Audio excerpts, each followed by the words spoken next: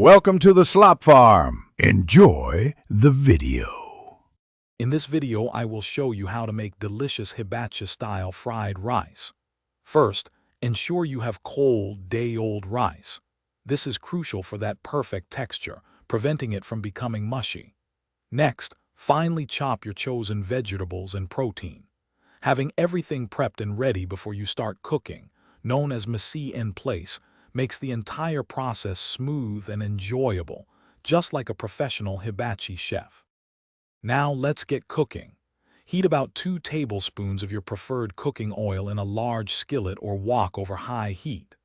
First, add your protein, whether it's chicken, shrimp, or beef, and cook it until it's beautifully browned and fully cooked. Then, toss in your chopped vegetables like carrots and onions and stir-fry them quickly until they are tender crisp, retaining a slight bite.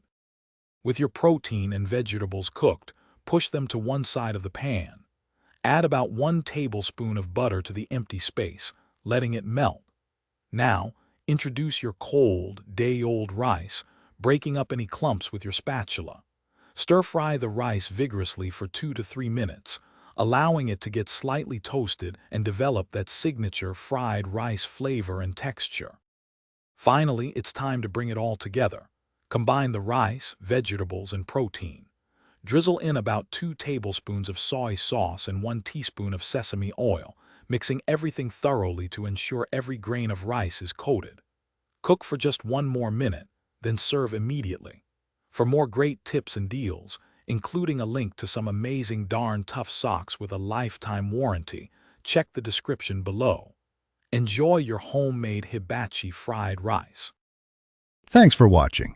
Consider subscribing if we helped you today.